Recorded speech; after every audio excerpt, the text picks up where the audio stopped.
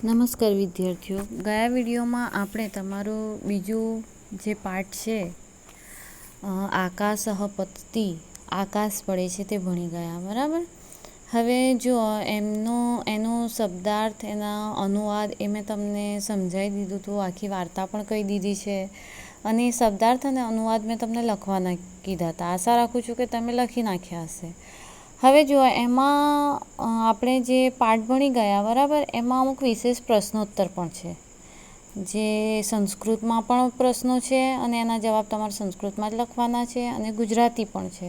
એટલે ગુજરાતીમાં પ્રશ્ન અને એના જવાબ લખવાના છે. એની સાથે સાથે ગયા વખતે મેં તમને સ્વાધ્યાય પણ નહોતું સમજાવ્યું, બરાબર. એ સ્વાધ્યાય પણ આજે સમજાવું છું અને આ પ્રશ્નો અને જવાબ પણ સમજાવું છું, જે તમારે PDF કરીને મોકલાવો એટલે તમે તમારી નોટબુકમાં પણ લખી નાખજો, બરાબર. હવે જો પહેલાં આપણે સમજી લઈએ, પણ એના પહેલાં પછીથી એક વખત હું તમને આખી વાર્તાને એક વખત અનુવાદ પછીથી કરાવી દઉં, એટલે તમને અનુવાદ તૈયાર થઈ જાય, બરાબર. હવે આપણે એકવાર ફરી અનુવાદ જોઈએ.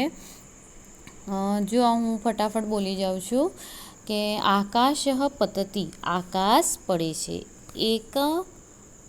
એકમ વનમ અસ્તિ, એક જંગલ છે. તત્ર શશક નિવસતિ, તત્ર એટલે ત્યાં, શશક એટલે સસલું, નિવસતિ એટલે રહે છે. શશક શયનમ કરોતિ, શશક શયનમ કરોતિ એટલે શયનમ એટલે સૂઈ રહ્યું છે, બરાબર. શશક શયનમ કરોતિ, સસલું સૂએ છે. શશક. હવે જુઓ બીજું છે પર્ણપતતી, પાંદડું પડે છે. પર્ણ એટલે પાંદડું, પતતી એટલે પડે છે, પાંદડું પડે છે. શશક ભીત ભવતી, ભીત એટલે ડરી જવું. શશક ભીત ભવતી, સસલું ડરી જાય છે. શશક ધાવતી, સસલું દોડે છે. શૃંગાલ આગચ્છતિ, આગચ્છતિ એટલે આવે છે. શૃંગાલ એટલે શિયાળ, શિયાળ આવે છે. શશક વદતી, વદતી એટલે બોલે છે. સસલું બોલે છે કે કહે છે. શૃંગાલ ભ્રાતઃ, શૃંગાલ એટલે શિયાળ, ભ્રાત એટલે ભાઈ, શિયાળ ભાઈ. ધાવતું, ધાવતું એટલે દોડો, બરાબર. શિયાળભાઈ દોડો. આકાશ પતતી, આકાશ પડે છે. શશક ધાવતી, સસલું દોડે છે. શૃંગાલ અનુધાવતી, અનુધાવતી એટલે પણ, એ પણ દોડે છે. શિયાળ પણ દોડે છે. હવે જુઓ આગળ શું થયું. સસલું સૂઈ રહ્યું છે. એક જંગલ છે, બરાબર. આખી સ્ટોરી કહી દઉં. એક જંગલ છે, એ જંગલમાં એક સસલું રહે છે. સસલું ઝાડની નીચે સૂઈ રહ્યું છે. ઓચિંતું ઝાડ પરથી એક પાંદડું પડ્યું એટલે સસલું ડરી ગયું. પાછળ વળીને જોતો નથી કે એની ઉપર શું પડ્યું, ને ડોટો કાઢવા લાગ્યું. રસ્તામાં એને શિયાળભાઈ મળી ગયા. એટલે શિયાળભાઈએ પૂછ્યું કે સસલાભાઈ કેમ દોડો છો? તો કે દોડો, તમે પણ દોડો, આકાશ પડે છે. એટલે શિયાળ પણ પાછળ વળીને જોતો નથી કે શું પડ્યું, અને શિયાળ પણ એની સાથે સાથે દોડે છે. હવે જો આગળ શું થાય છે. વાનરઃ આગચ્છતિ, એટલામાં કોણ આવે છે? વાંદરો. વાનરઃ આગચ્છતિ, વાંદરો આવે છે. શશક વદતી, સસલું બોલે છે. વાનર ભ્રાત ધાવતું, વાંદરાભાઈ દોડો. આકાશ પતતી, આકાશ પડે છે. એટલે જો આગળ શું થાય છે. ભીતઃ શશક ધાવતી, ડરેલો સસલો, ભીત એટલે ડરેલો, ડરેલો સસલો દોડે છે. શૃંગાલ અનુધાવતી, શિયાળ પણ દોડે છે. વાનર અપી અનુધાવતી, વાંદરો પણ દોડે છે. સિંહ આગચ્છતિ, સિંહ આવે છે. સિંહ વદતી, કિમર્થ ધાવસી, સિંહ બોલે છે શા માટે દોડો છો? એટલે શું કહે છે. શશક વદતી, સસલું કહે છે. સિંહ ભ્રાત ધાવતું, સિંહ ભાઈ દોડો. આકાશ પતતી, આકાશ પડે છે. સિંહ વદતી, સિંહ કહે છે આકાશ પતતી વા, આકાશ પડે છે શું? કુત્ર પતતી, કુત્ર એટલે ક્યાં, ક્યાં પડે છે? શશક ગચ્છતિ, સસલો જાય છે. સસલો જાય છે. સિંહ અપી સહ ગચ્છતિ, સિંહ પણ તેની સાથે જાય છે. જુઓ હવે 3 જણ દોડતા હતા ને, શિયાળ, સસલો અને વાંદરો. એટલે સિંહ મળી ગયું. સિંહે પૂછ્યું કેમ દોડો છો? એટલે સસલો શું કહે છે કે સિંહભાઈ તમે દોડો, આકાશ પડે છે. એટલે સિંહ કહે છે ક્યાં પડે છે? એટલે સસક શું કહે છે, સસલું શું કહે છે, ચલો બોલાવી જાઉં તમને, બરાબર. એટલે એ જાય છે ત્યાં જ્યાં પેલું પાંદડું પડ્યું હતું ત્યાં. સિંહ પણ તેની સાથે સાથે જાય છે. સસક વૃક્ષ સમીપમ આગચ્છતિ, વૃક્ષ સમીપમ એટલે ઝાડની પાસે. સસલું ઝાડની પાસે આવે છે. સિંહ વદતી કુત્ર પતતી આકાશ, સિંહ બોલે છે ક્યાં પડે છે આકાશ. સસક કિમપી ન વદતી, સસલું કંઈ પણ બોલતું નથી. સિંહ હસતી, સિંહ હસે છે.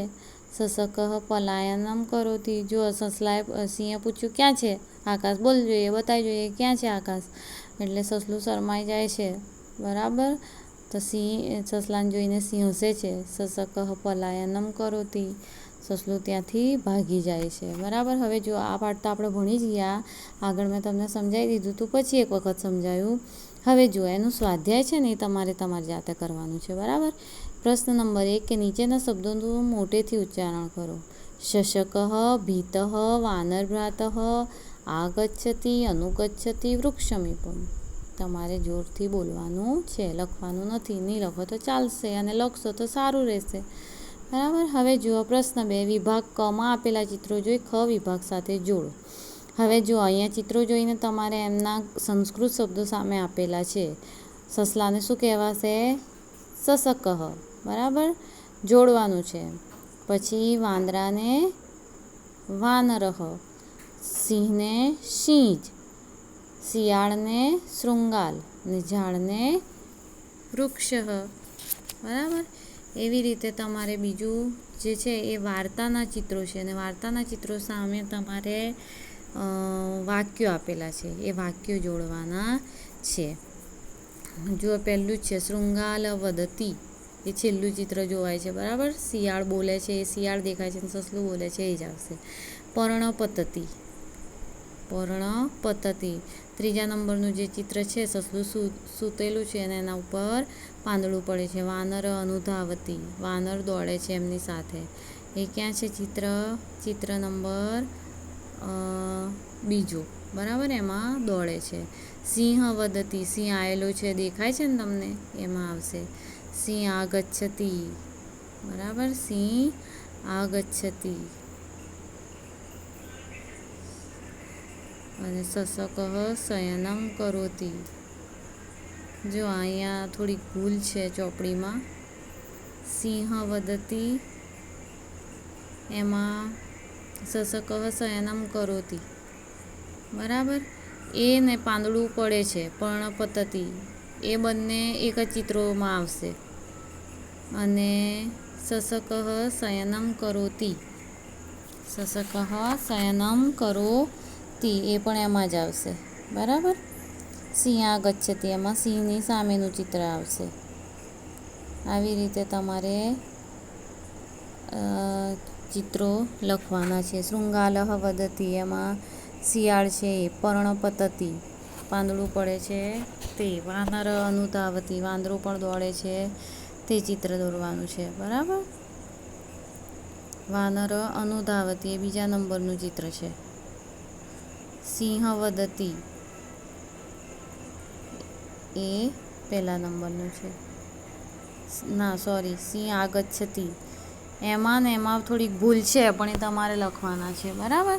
હવે જુઓ થોડીક ભૂલ છે, આમ નહીં લખો તો ચાલશે, પછી એ તો હું સ્કૂલ ચાલુ થશે ને એટલે કરાવી દઈશ તમને બીજા ચિત્રો આપીને. હવે આપણે અમુક પ્રશ્નોના જવાબ લખવાના છે. જો વિશેષ પ્રશ્નોત્તર, આ હું તમને PDF કરીને મોકલાવું છું, પણ એના પહેલાં તમને સમજ પાડી દઉં કે નીચેના પ્રશ્નોના સંસ્કૃતમાં ઉત્તર લખો.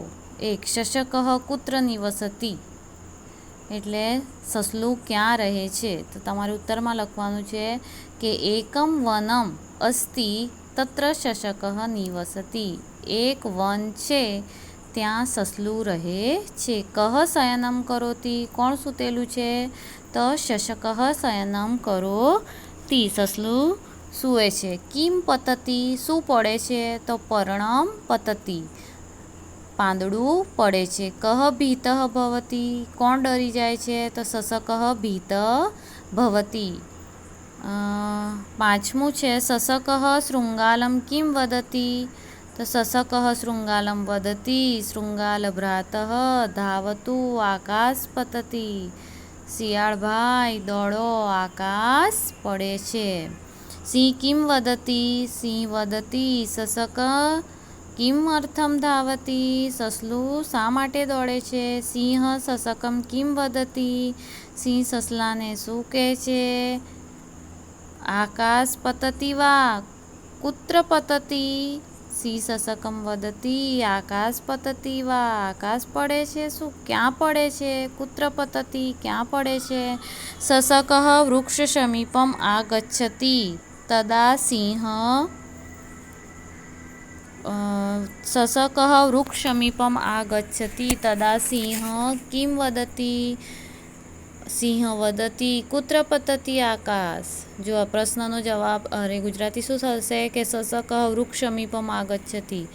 સસલો વૃક્ષ પાસે આવે છે તદા ત્યારે સિંહ કિમ વદતિ ત્યારે સિંહ બોલે શું બોલે છે? તો સિંહ વદતિ સિંહ કહે છે કુત્ર પતતિ આકાશ ક્યાં પડે છે આકાશ. હવે જુઓ નીચેના દરેક પ્રશ્નનો ઉત્તર એક વાક્યમાં ગુજરાતીમાં લખો. તો સસલું શા માટે ભયભીત થઈ જાય છે? એક ઝાડ પરથી પાંદડું પડે છે એટલે સસલું ભયભીત થઈ જાય છે. ઝાડ પરથી પાંદડું પડે છે એટલે સસલું ભયભીત થઈ જાય છે. બીજો પ્રશ્ન છે સસલું વાંદરાને શું કહે છે? તો સસલું વાંદરાને કહે છે કે વાંદરાભાઈ દોડો આકાશ પડે છે. બરાબર. સસલા ઉપર પાંદડું પડે છે અને સસલો ડરી જાય છે, પાછળ વળીને જોતો નથી. એટલે એને રસ્તામાં વાંદરો મળ્યો એટલે વાંદરાને એને શું કહ્યું કે વાંદરાભાઈ દોડો આકાશ પડે છે. ડરેલા સસલાની પાછળ કોણ કોણ દોડે છે? તો ડરેલા સસલાની પાછળ શિયાળ અને વાંદરો દોડે છે. સિંહ સસલાને શું કહે છે? તો સિંહ સસલાને કહે છે આકાશ પડે છે શું? ક્યાં પડે છે? બરાબર. ઝાડની પાસે કોણ આવે છે?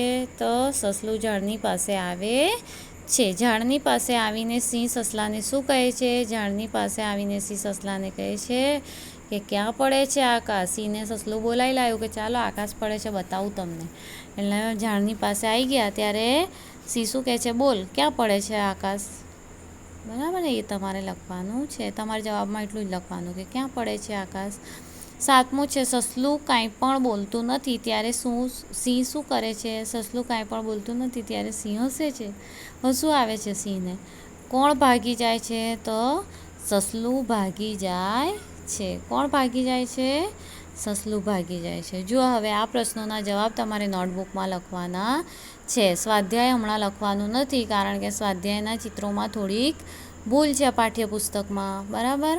હા, પેલા જે જોડકા છે એ તમે લખી નાખજો.